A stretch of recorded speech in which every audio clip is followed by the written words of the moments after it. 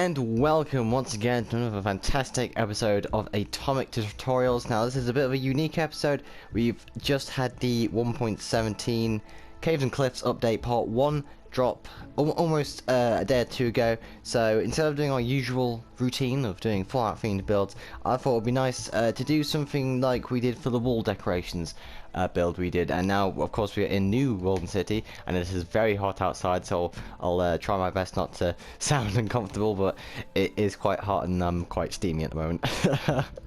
Right, so before we get on to the main points I want to make today, I just want to say, if you like what I do, if you like my content and this video, please like this video and subscribe to my channel. It's heavily appreciated, and of course it bumps me up in the algorithm and of course spreads my content to you amazing folks. So the first point I want to get off is that we're not going to be doing every block in the new update. I'm just showcasing what I've found out to be the best kind of building techniques I've used, and I just want to showcase them to you folks. So there isn't everything on here, but it's a good chunk of stuff that you can use. Alright, so let's get on to the first point. Now the first instance of my showcase is the plant variation in the new Caves and Cliffs update, and I'm going to show you that right now. So my first use for these new blocks is the wonderful plant walls. Now I've used azalea leaves and flowering azalea leaves to make this wonderful vine build along the wall of this mansion we're doing in New Golden City. Now obviously it's very different from the regular oak leaves, if you see that. There's definitely a bit more tropical kind of colors rather than the more chlorophylled green of the oak leaves, but I think it adds such a distinct detail that it will pop out to those who are walking by and just say, hey, look at that, they used flowering azalea. It almost looks like it's a flowered, you know, vines with flowers on them. So of course, apart from plants, there are multiple other building blocks which we are going to use in this prism of theme of plant life, which is the budding amethyst crystals. Now, we have used a small amethyst bud here as a flower. Now, obviously, it doesn't work as well if you're using bigger amethyst crystals, because then the definition becomes bigger, and it kind of looks like like an amethyst the bigger it gets. Although, what I would recommend if you are doing this as a flower in a bigger instance, you can make it like an alien flower if you're making like a space build or something along those lines, or a mineral deposit, which is good. And it is incredibly dark. Let's get our bed down, shall we? Let's see. Yes, here we go. Sleep, sleep, sleep. Good, good, good. So obviously small amethyst buds are great for flowers. Now you may alongside regular carpet, which is I think is a very nice blend. It adds a different texture which can liven up your build, and of course add some needed detail if you want to do that option. The ratio here is just beautiful. Like, honestly, would I recommend doing it in a pattern? Not necessarily. I consider using the small amethyst buds as more of a wildflower than a neat, organized, packed garden.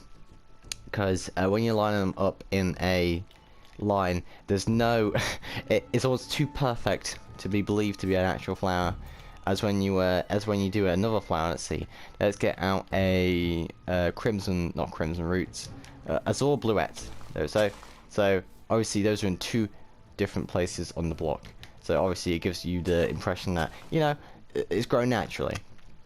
So, and of course, that has been our kind of plant section over here.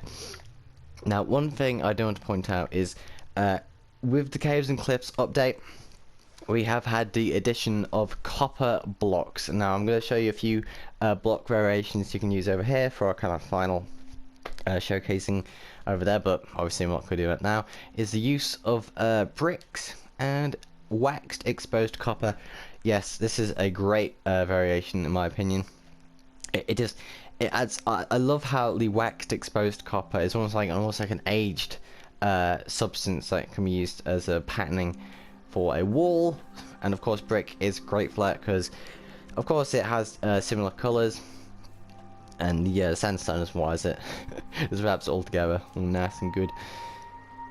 So that has been basically everything, well, in this area so far. We've got the plants, the azalea, the use of amethyst crystals, moss carpets. Now obviously there are other plants which look a bit more tropical, in my opinion, which you can use to your, well, your heart's desire, really. So apart from that, we have pretty much done for this area. Time to go on to our block, well, our block texturing section. And we are back. We just took a short detour from the mansion over here to our block variation center, where we've been experimenting with different block palettes from the new palettes that have been going on in the update as it's dropped. But before I show you all that, I just want to say, if you like what I do, if you like my content, please like and subscribe. It is heavily appreciated, and of course it bumps my algorithm up in YouTube's algorithm. Well, it bumps my channel up in the algorithm. Sorry, had a bit of a brain fart there. And of course it spreads my content to you amazing folks. So okay, let's get on to the color variations. Now this is excellent if you're making custom pathways, custom roofs, anything with a custom texture, which kind of makes randomization kind of a key factor in this. So our first texture is a use of stone, gravel, and tuff. Now tuff is one of the new blocks that you'll find in the cave systems. Obviously there's no cave generation just yet, but you'll see that a lot in the new update when part 2 hits in December. Now I just love how this adds, I know there's a lot of variations into paths, but I think this added block gives people an extra, you know, an extra oomph of creativity to add inside their builds. And of course we can use the same for some more outlandish color designs. So obviously for our second variation we have white wool, polished diorite, and calcite. Now calcite is the new block that has come out in the caves and cliffs, and you see how perfectly that blends into the white wool and the diorite. It's such a perfect fit that it is a very subtle block, but it adds so much in terms of texturing your build. And of course, if anyone's a fan of the Nether update, then this is a build variation for you. We have been using deep slate brick slabs, deep slate tiles, and smooth basalt. Smooth basalt is a new block which has been featured, at least in Bedrock, for the new update. It's an addition to the already basalt that we have. The basalt we have already. So you have basalt, polished basalt, and of course smooth basalt, and as the name would imply, it's a lot smoother in texture than the other basalt blocks. Now obviously I love it. It almost looks like a Nether brick road kind of scenario. You could use this in like kind of like evil kind of themed builds, not necessarily in the Nether. You can make this almost, I saw a comment on my YouTube channel that you could use the deep slate blocks to recreate the glowing sea for that kind of charred, muddy kind of feel, which I think is an excellent point to make. You can make a lot of stuff with this new blocks. And of course, my friend Ollie and many others have compared this to beans, and it is true, it looks like beans. And I've made the suggestion that we can use the copper, the raw copper blocks. It almost looks like rotten flesh in a block, so you could essentially use that in a horror build or something like that, or essentially a dump perhaps, or something like that. So for our variation, our third variation, we've used blocks of raw iron, waxed exposed cut copper, just to kind of break up the texture, granite, raw granite, not the polished kind, and of course rooted dirt. Now this is a new block that came with the caves and cliffs update, and it goes, as you would imagine, with the root block, which is this here, the hanging roots, which goes wonderfully with that. And I think it's a nice kind of urban kind of path. I imagine this on a construction site, you know, where they've got all the materials kind of clumped on the path, and it's just blocking out the overall pathway itself.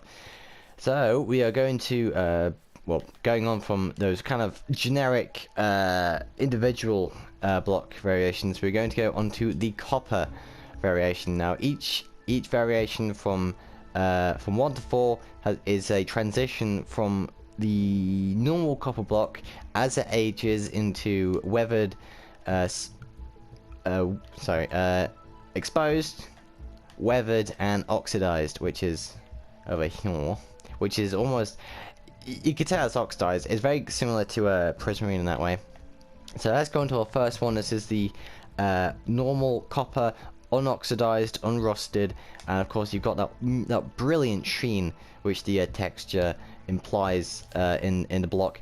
And I've textured that with some polished granite and 2 waxed exposed coppers, just so it doesn't look too perfect. A lot of times when you're making stuff with metal, unless it's like been made yesterday, it won't look completely perfect. You know, it'll have some bit of rust on it, bit of age and weatherment, which will kind of obviously get worse as time progresses. And speaking of progression of time, we go on to our second variation with the use of exposed copper mainly in our variation here. Of course, we've still got the polished granite, but the waxed exposed copper has taken center stage in this variation. And of course, like the exposed copper on the unrusted variation, we still have a bit of copper here, which implies that isn't completely rusted. There are some bits which are preserved, but of course that will change as we go into our third variation, which is a weathered copper into a rusted variation of the copper, the weathered copper, sorry. Of course we see the color change from a reddish brown to a kind of green cyan blue, you know, a blue block. So obviously we can see the massive color change here. You got red, brown, as I just said, into a green and blue. So our fourth and final variation is the weathered and oxidized copper. Now you can see that oxidized copper is taking center stage here, alongside equally the use of prismarine bricks, because the color palette is almost it's incredibly similar. So it works so well in terms of texture, and of course the pattern breaks up any kind of uniformity within the path. And of course we've still got a bit of weathered copper blocks. Now that has been basically my mini showcase, I should say, of the new blocks in the Caves and Cliffs update. Obviously there's a lot more blocks, there's a lot more stuff you can do with it. I know there's a lot of creators which have made fantastic ways to use the new update. So I just want to obviously give them a huge round of applause. And of course the Minecraft creators themselves for making another fantastic update. I know we'll be waiting for the one in December when the new cave generation hits. So that has been Atomic Tutorials, how to use the new blocks in the Caves and Cliffs Part 1 update. I have been your host, Dr. Wasabi. I want to say, if you like this video, if you like my channel, please like and subscribe. It's greatly appreciated, and of course it bumps me up in the algorithm and spreads my content to you amazing folks. I upload every Monday, Wednesday, Friday, and Sunday. There's been only one thing left to say, which is good night, and of course, God bless.